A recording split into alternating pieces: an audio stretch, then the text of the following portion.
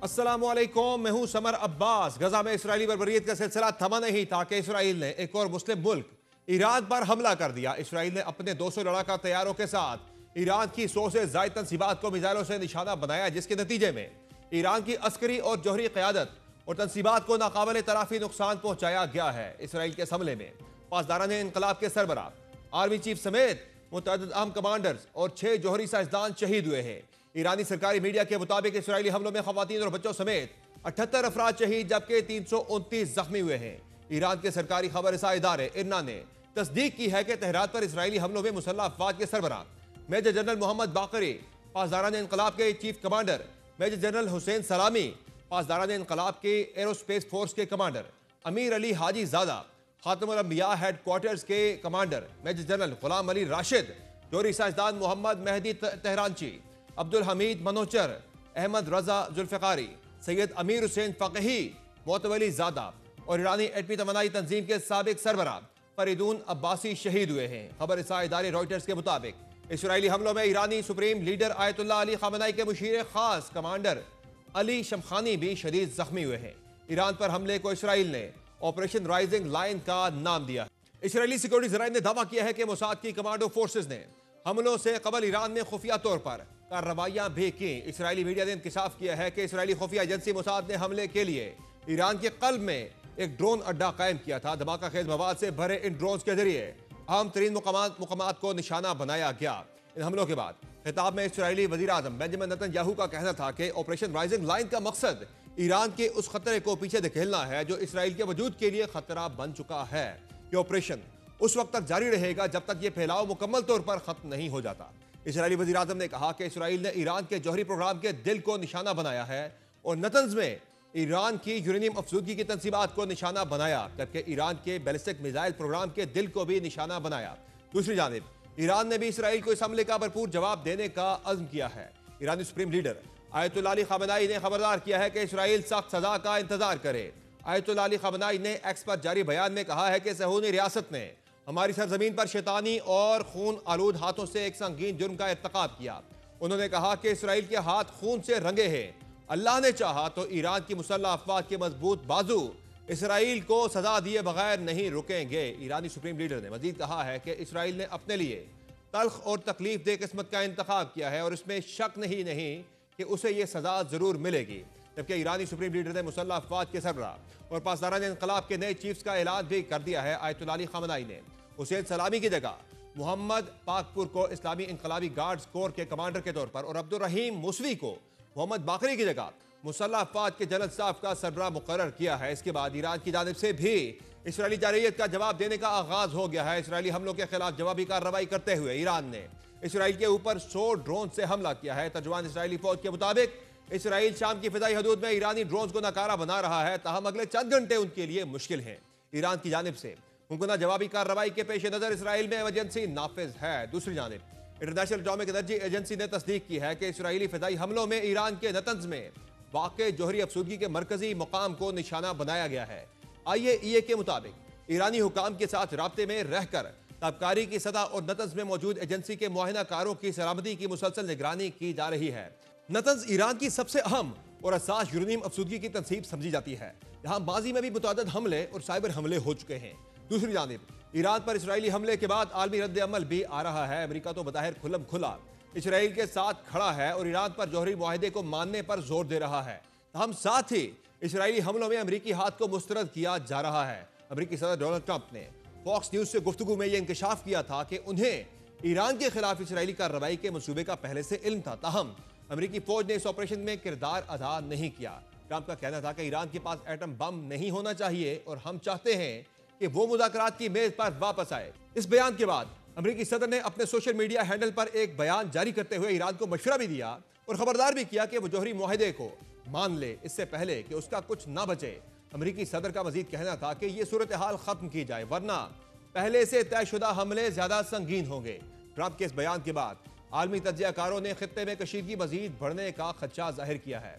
Israel की जानिब से ईरान पर किए गए हमलों ने न सिर्फ मशरिक़ वस्ता बल्कि पूरी दुनिया को हिलाकर रख दिया है। जहां तेहरान में जौहरी तनसीबात और आला फौजी हुकाम को निशाना बनाया गया, वहीं आलमी बरादरी ने इसराइली कार्रवाई को खुली जारहियत करार देते हुए सख्त रद्द-ए-अमल दिया है। वज़ीर-ए-आज़म शहबाज शरीफ ने ईरान पर इसराइल के जारहाना हमले की शदीद तरीन अल्फाज में मजम्मत करते हुए कहा है कि यह जारहियत नहायत गैर जिम्मेदाराना इक़दाम और इंतहाई तशवीशनाक है। इसराइल का यह मुकम्मल गैर जिम्मेदाराना इक़दाम खतरे से 2-4 खित्ते में मजीद अदम इस्तेहकाम पैदा करेगा।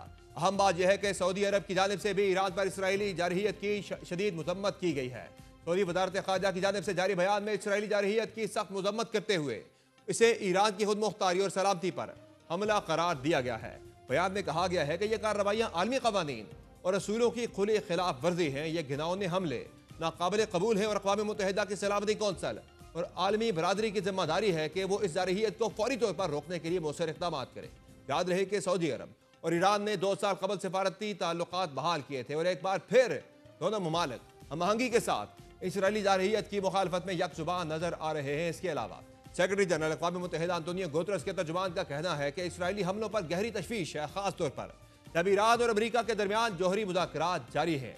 आलमी रद्द-ए-अमल और मज़म्मतों के बावजूद भी इसराइल की जारहियत नहीं रुक रही और इत्तलात के मुताबिक इसराइल ने हमलों का नया सिलसिला शुरू कर दिया है। ईरानी मीडिया के मुताबिक ईरानी शहर तबरेज और शिराज को भी निशाना बनाया गया है, जबकि ईरान की नतंज जौहरी तनसीब पर एक बार फिर हमला किया गया है। दूसरी जानिब इसराइली जारहियत के बायस जहां आलमी अमन को संगीन खतरात लाहक हुए हैं, वहां इस कशीदगी के असरात आलमी मईशत पर भी पड़ने लगे हैं। गैर मुल्की मीडिया के मुताबिक इसराइली फदाई हमलों के बाद आलमी मार्केट में खाम तेल की कीमतों में नुमाया इजाफा हुआ है। रिपोर्ट के मुताबिक ब्रेंट ऑयल की कीमत में 7.4% इजाफा रिकॉर्ड किया गया है। माहिरीन के मुताबिक अगर मशरक़ वस्ता में कशीदगी बरकरार रही तो आलमी तवानाई की कीमतों में मजीद इजाफा देखने को मिल सकता है, जिसके असरात तरक्की पजीर और तरक्की याफ्ता दोनों मईशतों पर पड़ सकते हैं। इसराइली हमले से मशरक़ वस्ता के 2 शदीद मुखालिफ ममालिक के दरमियान मुकम्मल जंग का इम्कान पैदा हो गया है, क्योंकि ईरान इस हमले को इराक के साथ 1980 की जंग के बाद ज्यादा मोहलिक समझता है। इसी तनाजुर में दोनों ममालिक की अस्करी ताकत का मवाजना इंतहाई अहम है। ईरान और इसराइल के दरमियान तकरीबन 2152 किलोमीटर का जमीनी फासला है और अक्टूबर 2024 में ईरान ने इसराइल पर मिसाइल हमला करके यह साबित कर दिया था कि ईरान अरसे दराज से अपने जिस मिसाइल प्रोग्राम पर काम कर रहा है उसमें काफी तरक्की हुई है। 2022 में अमेरिकी सेंट्रल कमांड के जनरल केनेथ मैकेंजी ने कहा था कि ईरान के पास 3000 से ज्यादा बैलिस्टिक मिसाइल हैं।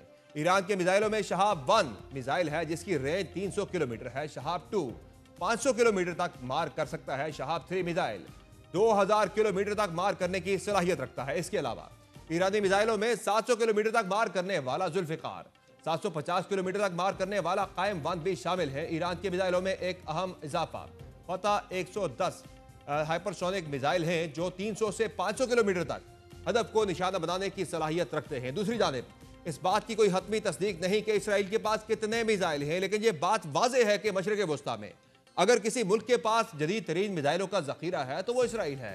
इसराइल के मशहूर मिसाइलों में डेलाइला, जिब्राइल, हारपोन, जेरिको 1, जेरिको 2, जेरिको 3, लोरा और पोइपे शामिल हैं। दूसरी तरफ यह भी एक हकीकत है कि ईरान इसराइल से बहुत ज़्यादा बड़ा मुल्क है, जिसकी आबादी इसराइल से 10 गुना ज़्यादा है, लेकिन दिफाई बजट के एतबार से इसराइल ने ईरान को बहुत पीछे छोड़ दिया है। अगर ईरान का दिफाई बजट 10 अरब डॉलर के करीब है तो उसके मुकाबले में इसराइल का बजट 24 अरब डॉलर से ज्यादा है।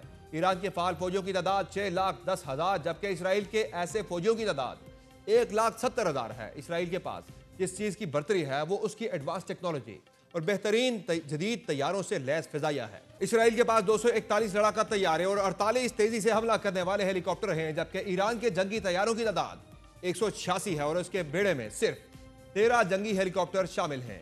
ईरान की बहरी फौज के पास 101 जहाज, जबकि इसराइल के पास 67 हैं। वाज़ेह रहे कि इसराइल की जानिब से हालिया हमले ईरान के तेजी से आगे बढ़ने वाले जौहरी प्रोग्राम पर बढ़ते हुए तनाव के दरमियान हुए हैं और ये यकीनी तौर पर इंतकामी कार्रवाई का बायस बन रहे हैं। सवाल यह है कि यह सूरत हाल किस नहज तक जाएगी और ईरान इसराइल जंग के कितने संगीन नताइज मुरतब होंगे, पाकिस्तान पर इसके क्या असरात होंगे, पाकिस्तान क्या रोल प्ले कर सकता है। मजीद बात करेंगे। मैं ज्वाइन किया है आलमी उमूर के माहिर डॉक्टर आदिल नजम ने, जबकि बात मौजूद है माहिर बैनुल अक़वामी क़वानीन बैरिस्टर राशिद असलम। बहुत शुक्रिया डॉक्टर आदिल नजम साहब आपका और बैरिस्टर राशिद असलम साहब आपका अपने प्रोग्राम में ज्वाइन किया।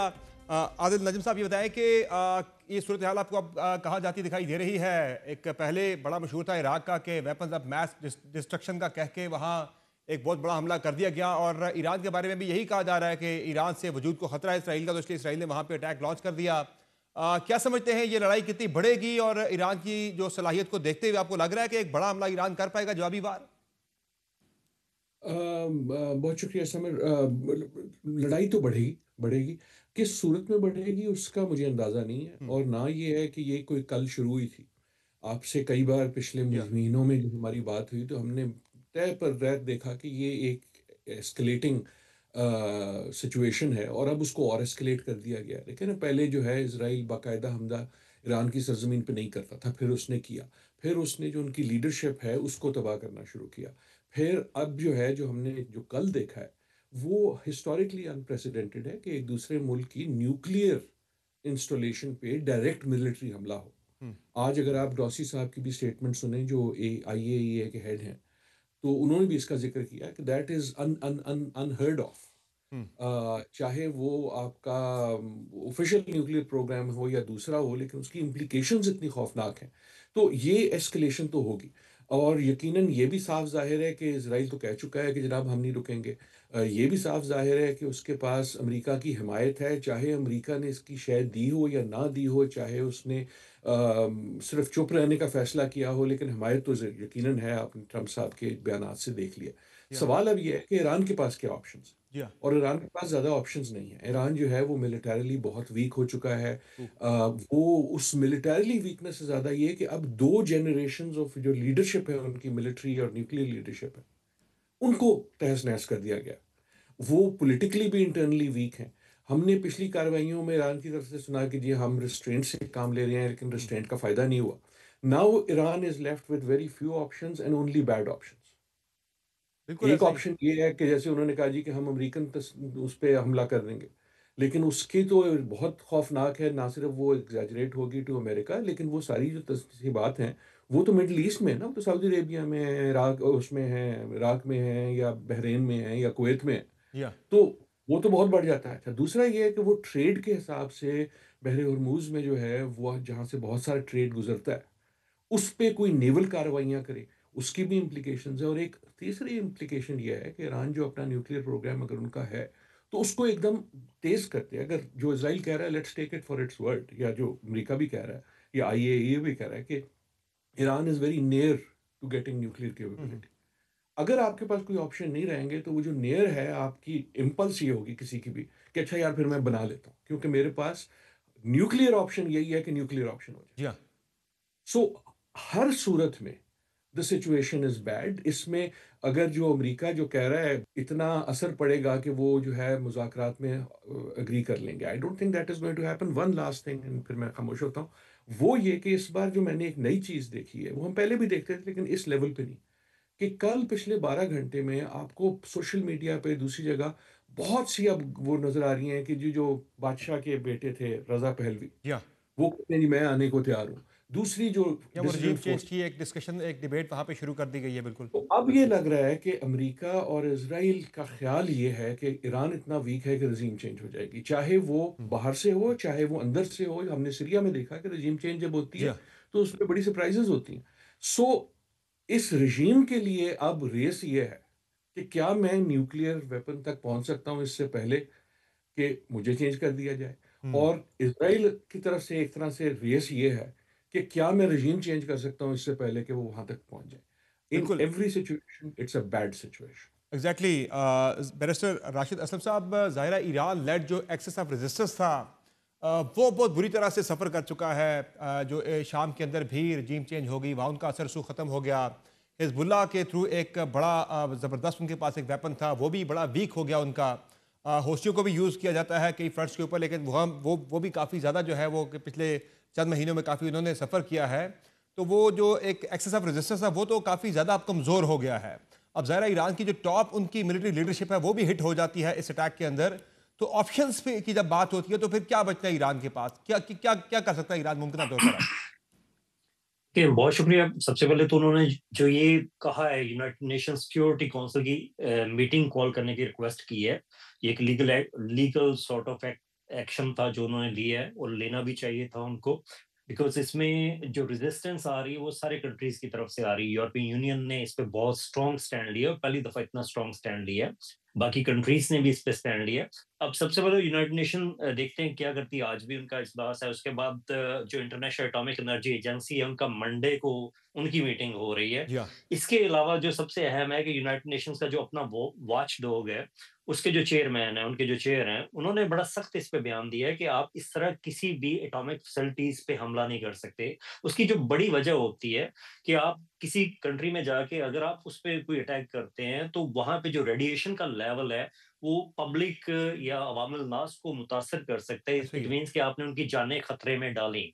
दो, ईरान ने उस पे कहा है जब इन्होंने जब आईए वालों ने उनके साथ रब्ता किया, इंटरनेशनल एटॉमिक एनर्जी ने, तो उन्होंने कहा कि रेडिएशन लेवल उस वक्त उस हद तक इंक्रीज नहीं हुआ, जो कि एक अच्छी बात है, एक मुस्बत बात है। But obviously that's a declaration of war. आप इस हम्म। तरह किसी भी कंट्री में जाके ये काम नहीं कर सकते। इसका तरीकाकार ये होता है, जो इसराइल ये कह रहा है कि एटॉमिक एनर्जी की एजेंसी की जो रिपोर्ट थी उसमें उन्होंने ये कहा कि 60% से ज्यादा यूरेनियम की अफजूदगी हो एनरिचमेंट रही बिल्कुल है, हाँ। जिसकी वजह से हमारा ये एक्शन लेजिटिमेट है। ये बिल्कुल इस तरह नहीं होता है। अगर इस किस्म की सिचुएशन हो तो आप यूनाइटेड नेशन सिक्योरिटी काउंसिल में जाते हैं, जो आपको इसके लिए परमिट करती मजीद है। सैंक्शंस अब उसमें आप अगर आप लगा आर्टिकल सकते हैं, जो अगर एक आप आईनी आर्टिकल और 51, जो कानूनी ऑप्शन होता है, जी मजीद जी सैंक्शंस लगा दी जाती हैं उस मुल्क के ऊपर, बजाय इसके कि सीधा जी अटैक कर दिया जाए वहां जाके। एग्जैक्टली अगर आप अब जैसे इसराइल के जो बयान सामने आ रहे हैं कि हमने सेल्फ डिफेंस के अंडर ये एक्ट किया है, उसमें बेसिकली जो article 51 of United Nations charter ये कहता है कि आप सेल्फ डिफेंस पे उस वक्त करते हो जब स्वेरिटी का बहुत ज्यादा खतरा हो। प्रोपोर्शनैलिटी के बेसिस पे आप हम्म। पहले उसको असेस करते हो कि आपको कितना खतरा है। अब जब खतरा होता है वो इस तरह होता है कि आपको फर्ज करे पता हो कि 1 घंटे के बाद अटैक हो रहा है या कल अटैक हो रहा है। जो इसराइल इस वक्त कह रहा है कि जो उनके पास ये सलाहियत आ गई थी कि 9 दिन, अब वो 9 एटॉमिक बॉम्ब बना जी हाँ। सकते थे विद इन अ वीक और विद इन अ मंथ, जो कि अभी भी कोई सर्टिफाइड इस पे इंफॉर्मेशन नहीं है। ऐसा ही इसको है। इंटरनेशनल एटॉमिक एनर्जी एजेंसी ने भी अभी तक कंफर्म नहीं किया, ऐसा या ही है। यूनाइटेड नेशन वॉच डॉग ने अभी तक कंफर्म किया। मींस उन्होंने अपना ऑब्लिगेशन को, जो ऑब्लिगेशन थे एज ए इंटरनेशनल स्टेट, उसको वायलेट करते हुए जी। अटैक किया इसराइल ने। और इसराइल ने ये पहली दफा नहीं किया, इससे पहले 1981 में इराक के साथ भी उन्होंने किया सही था। है। इराक के रिएक्टर्स पे भी उन्होंने अटैक किया था, जिसको यूनाइटेड नेशंस ने इलीगल करार दिया था इससे पहले भी। सही तो है। इसमें अब ईरान के पास अपना उनके पास ऑप्शन है कि वो हमला कर सकते हैं, बट ईरान की सिचुएशन इस वक्त बहुत ज्यादा स्ट्रांग नहीं है, ऐसा ही है। बिकॉज उनकी मिलिट्री लीडरशिप जो है वो ऑब्वियसली मारी गई है। आफ्टर दैट उनके साइंटिस्ट जो हैं या उनकी जोहरी तंसीबात, उसको भी छह टॉप निशाना बनाया साइंटिस्ट गया है। उनके बिल्कुल। तीसरी बात यह है कि ईरान के पास बहुत मजबूत फजाइया नहीं है। हम्म। उनके पास दूर तक मार करने वाले मिसाइल नहीं है कि सही जिनके है। जरिए वो इसराइल पे अटैक कर सके। उस पे उनको तवज्जो देने की जरूरत थी, जो उन्होंने नहीं दी। हाँ, वो प्रॉक्सी वॉर्स करते रहे हमेशा, कभी गजा की सूरत में, ऐसा कभी ही है। हूसी बागियों की सूरत में, बट उनके जो इंटरनल स्ट्रेंथ लेकिन इकोनॉमी वो की कैपेबिलिटी भी तो उस काफ़ी हालत वीक में हो नहीं चुकी है है। ईरान की, काफ़ी ज़्यादा, वो उस पर भी काफ़ी उन्हें नुकसान उठाना पड़ा जी, है। और मुझे ये लगता है, जी जी।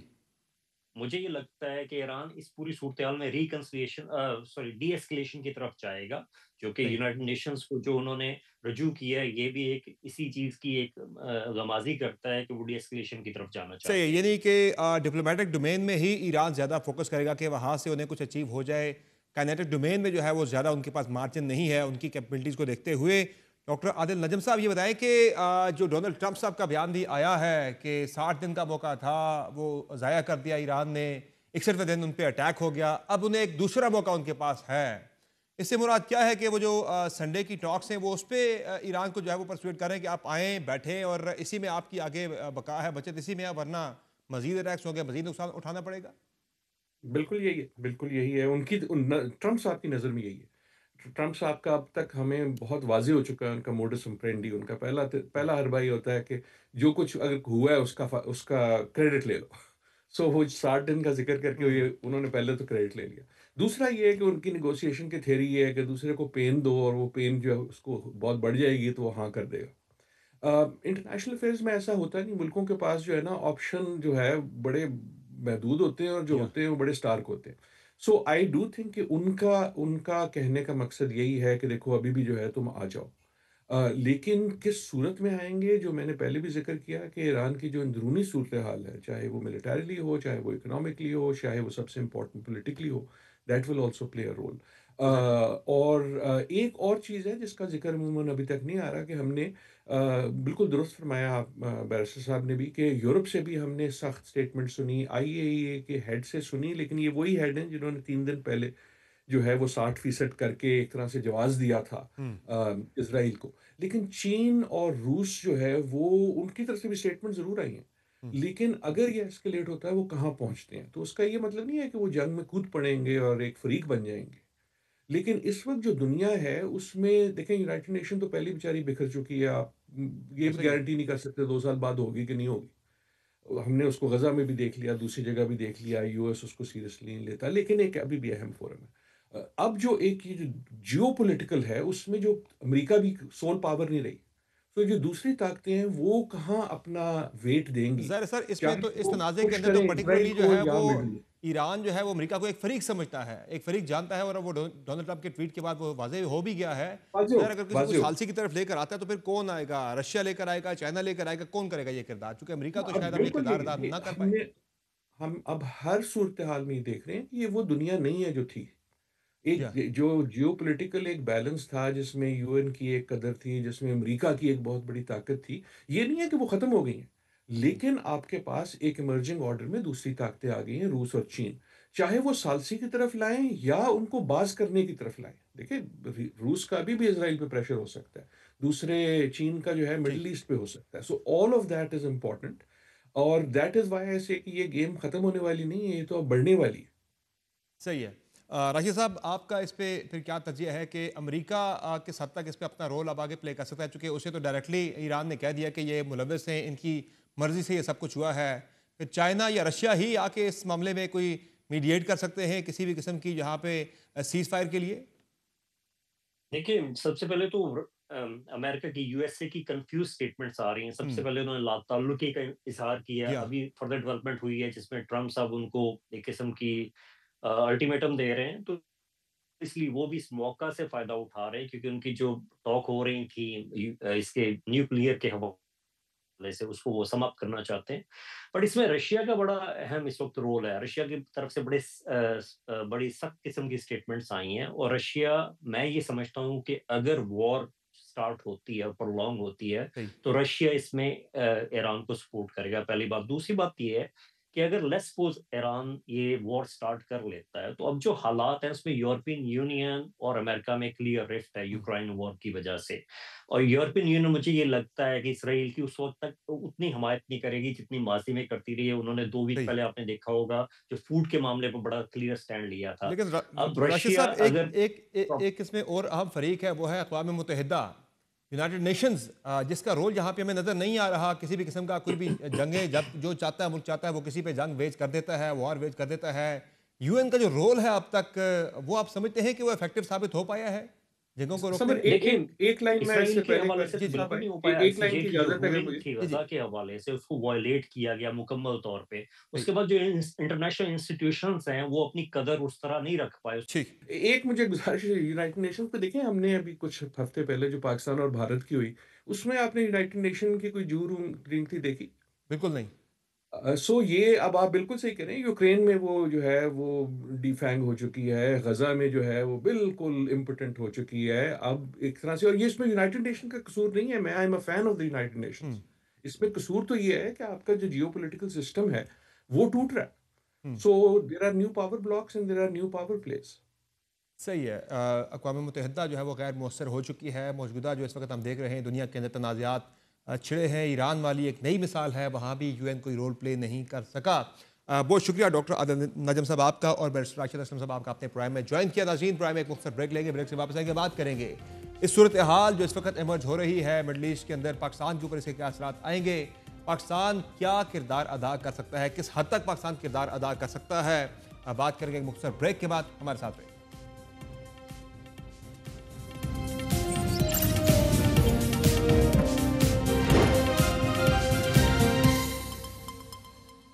वेलकम बैक नाज़रीन। इसराइल और ईरान के दरमियान जारी कशीदगी के पाकिस्तान पर क्या असरात आ सकते हैं, पाकिस्तान का रोल इस सारे तनाज़े में क्या हो सकता है। पाकिस्तान ने खुलकर मजम्मत तो की है, ईरान की भरपूर जो है डिप्लोमेटिक सपोर्ट का इरादा भी किया है।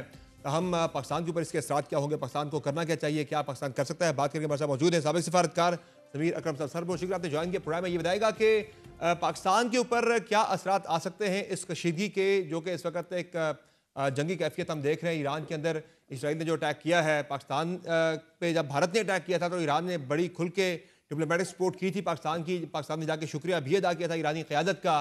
और अब जब ईरान पे अटैक हुआ तो पाकिस्तान ने भी उनके साथ भरपूर सपोर्ट का इरादा तो किया है। ये सपोर्ट किस हद तक हो सकती है, सिर्फ डिप्लोमेटिक फ्रंट तक की ज़ाहिर ये हो सकती है?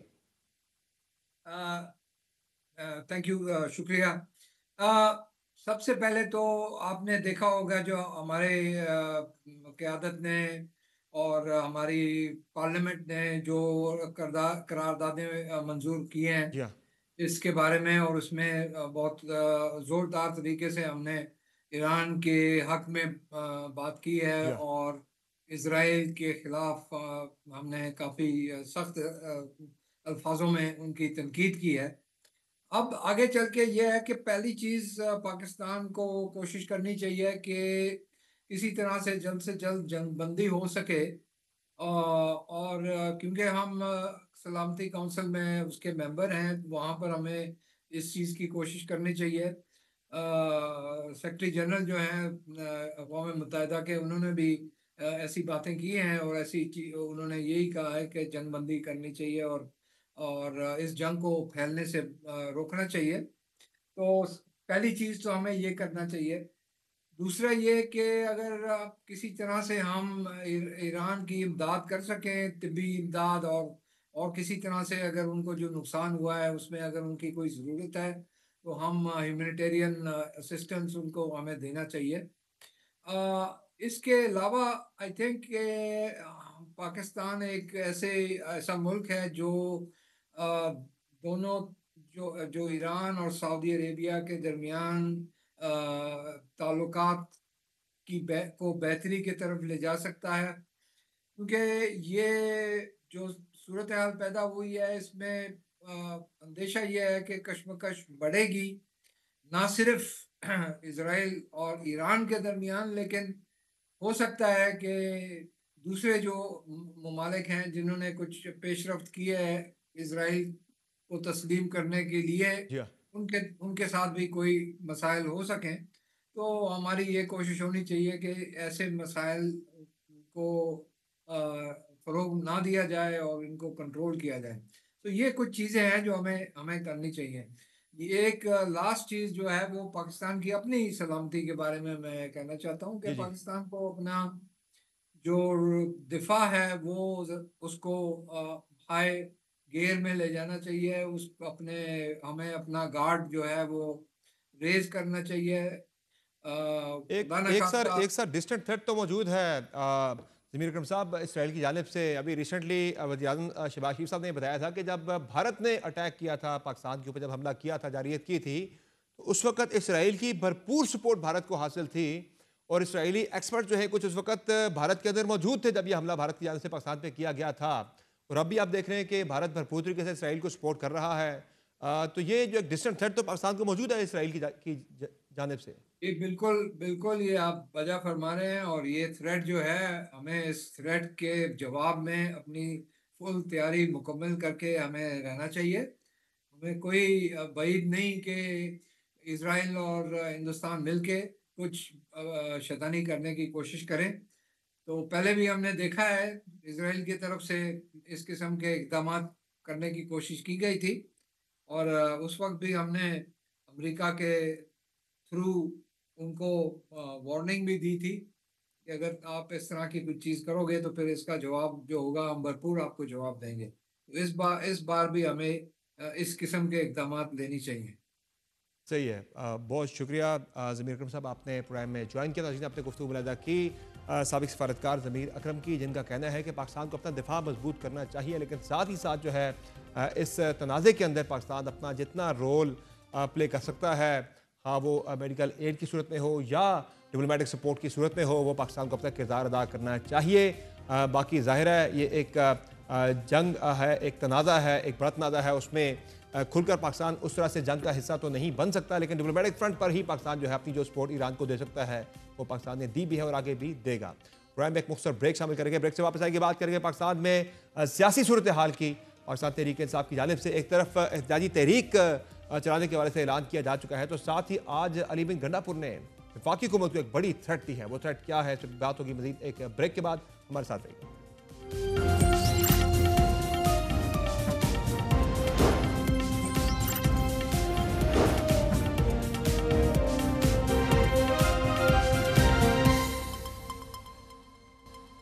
वेलकम बैक नाज़रीन। पाकिस्तान तहरीक इंसाफ की जानिब से हुकूमत के खिलाफ एक तहरीक लॉन्च करने का ऐलान तो ऑलरेडी किया जा चुका है, जबकि आज खैबर पख्तूनख्वा का बजट तो पेश किया गया है, लेकिन अली बिन गंडापुर साहब ने यह वाज़ेह किया है कि अगर 4 लोगों की मुलाकात खान साहब से नहीं करवाई जाती, जिनमें ख़ुद अली बिन गंडापुर हैं, KP के मुशीर ख़जाना हैं, कौमी असम्बली में लीडर ऑफ द अपोजिशन है और सेनेट में लीडर ऑफ द अपोजिशन, उनकी मुलाकात अगर खान साहब से नहीं करवाई जाती तो फिर वो लाएअमल देने में आज़ाद हैं। वो लाएअमल क्या देंगे, इस वाले से उन्होंने क्या कहा, आपको सुनाते हैं। 2 बार मैंने वाज़ेह तौर पर पैगाम दिया कि हमारी मुलाकात कराई जाए, क्योंकि अब ये तजावीज़ इस वक्त पेश हो रही हैं और इस पर चूँकि अब बहस होगी और हम यही तजावीज़ उनको पेश करेंगे। इनको देखकर वो इस पर क्या इनपुट देते हैं, क्या विजन देते हैं, क्या चीज़ शामिल करते हैं। अगर हमें ये हक ना दिया गया, ये मीटिंग ना कराई गई, तो सारी जिम्मेदारी विफाकी हुकूमत पर आएगी। हम अपने फैसलों के लिए आज़ाद होंगे, अपना लाएअमल के लिए आज़ाद होंगे। वो लाएअमल होगा क्या, इस हवाले से आज स्पीकर खैबर पख्तूनख्वा असेंबली बाबर सलीम सवाती ने भी इशारा दिया है कि बजट पास नहीं किया जाएगा। क्या लाएअमल यही है और ये तहरीक कब तक चलेगी, इसी पे बात करके हमें ज्वाइन किया पाकिस्तान तहरीक इंसाफ के मरकज़ी सेक्रेटरी तलात शेख वकास अकरम ने। सर बहुत शुक्रिया आपने ज्वाइन किया प्रोग्राम में। ये बताएगा कि ऑलरेडी पाकिस्तान तहरीक इंसाफ एक तहरीक की तैयारी कर रही है भरपूर तरीके से। ये आज जो गंडापुर साहब ने कहा है कि मुलाकात अगर ना करवाई गई तो वो लाएअमल देने में आज़ाद हैं, तो फिर वो क्या लाएअमल उनकी जानिब से दिया जाएगा? क्या ये वही लाएअमल है जिसका इशारा बाबर सलीम सवाती ने भी दिया है कि बजट पास नहीं करवाया जाएगा KP का और एक बहरानी कैफियत पैदा की जाएगी? वफाक पे जिम्मेदारी डालते हैं। बेसिकली तो वो दोनों साहिबान बेहतर समझते हैं, इसलिए कि अली अमीन गंडापुर साहब इमरान खान साहब से मिले हैं। उसके बाद जो अशखास ख़वातीन और हज़रात खान साहब से मिलते रहे हैं, उनकी आपस में डिटेल्ड मीटिंग्स हो चुकी हैं। हमारे यहाँ एक मैकेनिज्म है, खान साहब जब किसी को पैगाम देते हैं तो किसी के हवाले से देते हैं, तो इन राइटिंग वो पैगामात जो है कंसर्न लोगों तक पहुंचा दिए जाते हैं, वो पब्लिक नहीं किए जाते। अगर मेरे मुतलका है तो मुझे आएगा, अगर अली खान के मुतलका है तो उनको जाएगा, अगर उमर अयूब साहब के मुतलका है तो उन्हें जाएगा। तो मैं ये समझता हूँ कि अगर ये इमरान खान साहब से मुलाकात नहीं करवाते हैं तो फिर उस पर KP की जो गवर्नमेंट है और KP के जो स्पीकर है वो अपना मौक़िफ़ दे चुके हैं। मेरे ख्याल में KP वाले अपना मौक़िफ़ खुद देना बेहतर समझते हैं। पार्टी सूबे के अंदर इंडिपेंडेंटली अपनी पॉलिसी बनाने की इमरान खान साहब की हिदायत और फ़लसफ़े और नज़रियात की रोशनी में पाबंद है। नहीं, तो वो अगर बजट का वो तो खान KP का साहब मसला है, तो उस पर लीडर ऑफ द अपोजिशन जो है कौमी असम्बली में या सेनेट में, उनका फिर KP से क्या क्या ताल्लुक है कि बजट वहाँ का पास होना है, इनकी मुलाकात नहीं होती तो वहाँ पे बजट पास नहीं होगा? नहीं देखें, क्योंकि वो एक्सपर्ट है, वो फाइनेंस मिनिस्टर रहे हैं वेरियस गवर्नमेंट्स के अंदर। He is our expert on finance and on budget, और बहसीत साहब का वजीर भी। और अभी भी हम जब प्रेस कॉन्फ्रेंसेस करते हैं फाइनेंस के हवाले से तो उमर भाई चीज़ों को बहुत समझते हैं। शिबली फराज साहब का भी जिक्र हुआ है, वो भी फाइनेंस और बैंकों में काम करते रहे हैं। मुजम्मिल खुद आपको पता है कि इमरान खान साहब की चॉइस है, उन्होंने ही उनको वहाँ पे डिप्यूट किया है। KP के अंदर फाइनेंस पे बड़ा ज़बरदस्त काम किया है, तो वो क्योंकि ये एक्सपर्ट्स हैं तो खान साहब इसलिए भी शायद इनसे मिलना चाहते हैं कि ये फिर उस बजट पे खान साहब को बता सके कि इसमें क्या चीज़ है और जो तजावीज़ हैं क्या वो ठीक है, क्या वो गलत है। तो इस हवाले से बीइंग एन एक्सपर्ट खान साहब उनकी इनपुट चाहते हैं। I think that's important and that's a must. Khan साहब ने नाम लिए इन लोगों के। जी हाँ।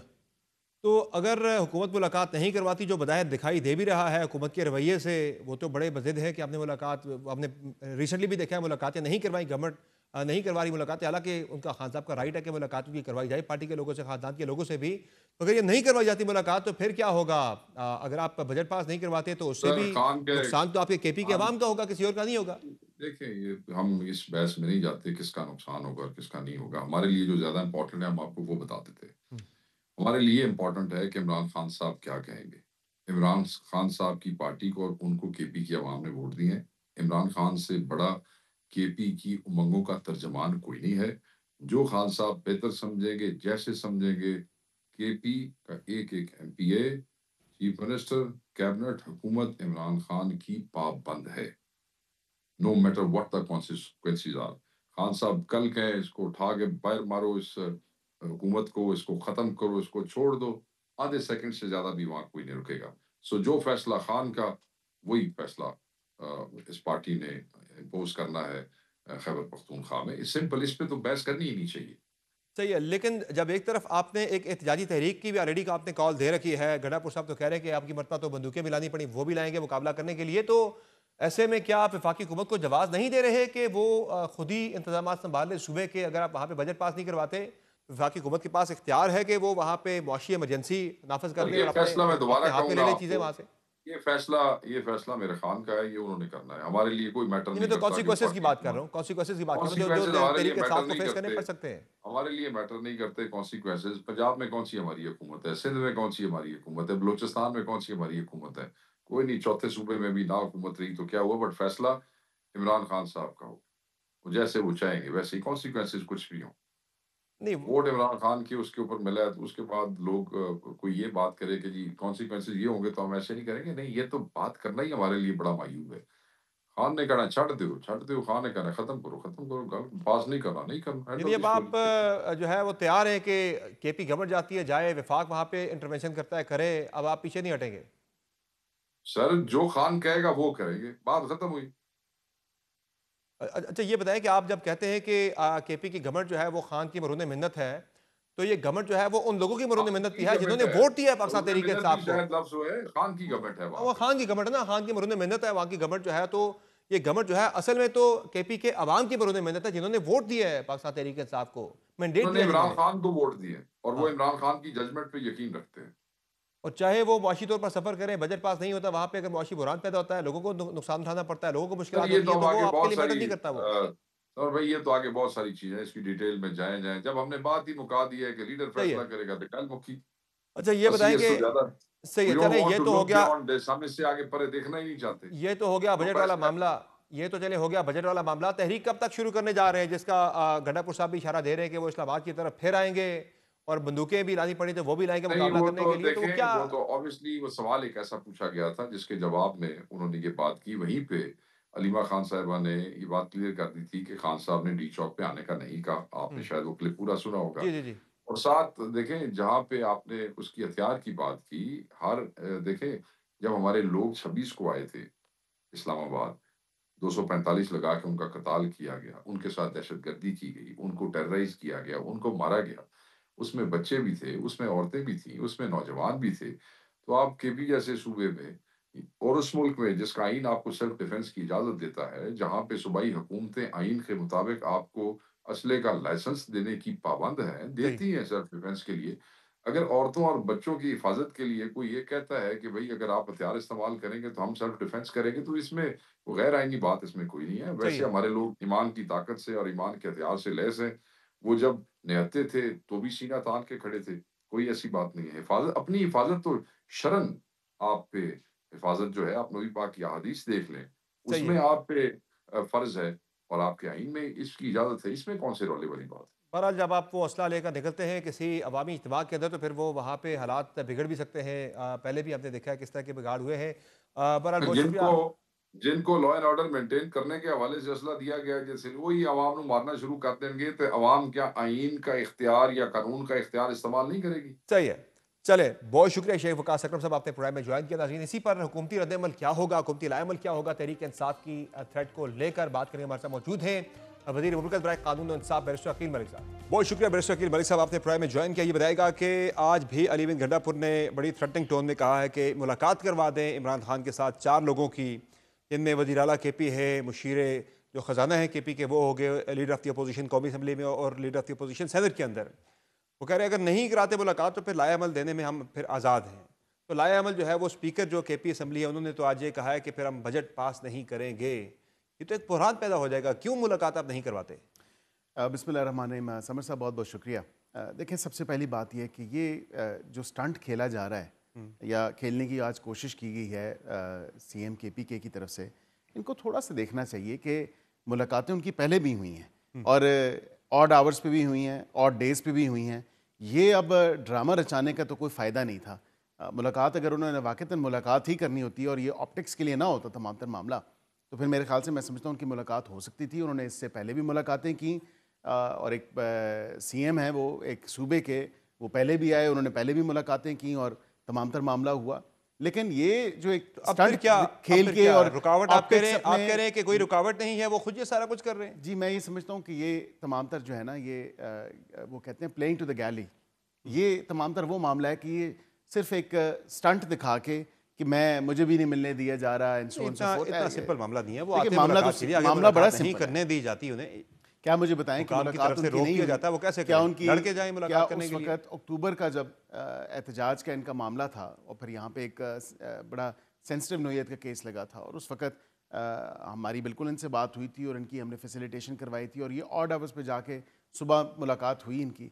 तो ये तो नहीं है कि मुलाकात तो उस वक्त हुकूमत की जरूरत थी कि आपने एहतजाज वो कैंसिल करवाना था, तो आपने बंदे भेज दिए। अभी उसके बाद भी कई बेशतर मुलाकातें उसके बाद मुलाकातें नहीं करवा रही, बेशतर मुलाकातें उसके बाद भी हुई हैं। लेकिन खतरा क्या है आपको? खतरा क्या है? ये थ्रेट क्या है? खतरा क्या है? क्यों ये मुलाकातें? हुकूमत बड़ी क्लियर है, क्यों डिस्करेज किया जाता है? हुकूमत बड़ी क्लियर है, नहीं कोई डिस्करेज नहीं किया जाता। बिल्कुल जो शेड्यूल है उसके मुताबिक मुलाकातें भी होती हैं। लॉ एंड ऑर्डर अगर कोई अपने हाथों में लेता है या लॉ एंड ऑर्डर या सिक्योरिटी सिचुएशन के साथ कोई खिलवाड़ करना चाहता है तो फिर वो उसको इजाज़त नहीं दी जा सकती। कानून अपने हाथों में नहीं लेने दिया जा सकता। ये बात जरूर है, ये तो किसी भी कैदी का हक है कि उसको वो जिससे चाहे मुलाकात कर सकता है। बिल्कुल, और मुलाकातें होती भी रही हैं, मुलाकातें होती भी रही हैं आजकल और करवाएं ना। हो भी रही हैं। ये भी ऐसी कोई बात नहीं है कि मुलाकातें नहीं हो रही। ये जो बात कोई एक जो थ्रेट किया जा रहा है और जो कहा जा रहा है कि शायद वो अपने सूबे का बजट पास नहीं करेंगे, तो पहली तो बात है कि लूज़र कौन होगा, सफ़र कौन करेगा? उनके अपने सूबे की अवाम, वो खुद, उनकी अपनी हुकूमत। तो ये एम्प्टी थ्रेट्स जो हैं ये हमें मत दें।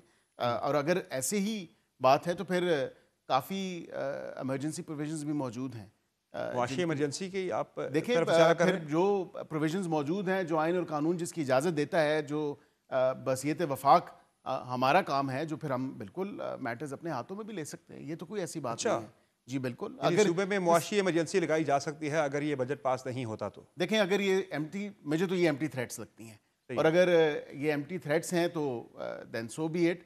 लेकिन कोई इन रियल टर्म्स अगर कोई ऐसी एडवेंचरिज्म की कोशिश की गई तो बिल्कुल फिर उसका जो स्टेप्स हैं, जो रैशनल स्टेप्स हैं, वो लेंगे हम वफाक से। यानी एलेबोरेट कर दें, ये जो आईनी ऑप्शन आपके पास है वो मुआशी इमरजेंसी का है, आप फिर वो और उसके बाद उसके अलावा दीगर ऑप्शंस भी मौजूद हैं। जितने भी ऑप्शंस, जो लीगल ऑप्शंस, कॉन्स्टिट्यूशनल ऑप्शंस मौजूद हैं, उनकी तरफ जाया जा सकता है। सही है। अच्छा, आप तो एक वो तहरीक की भी दोबारा बात कर रहे हैं। खान साहब कह रहे हैं कि फिर से तहरीक जो है वो लॉन्च की जाए और गंडापुर साहब कह रहे हैं कि आपकी मरतबा हम आएंगे तो लाएमल दिए बगैर हम आएंगे।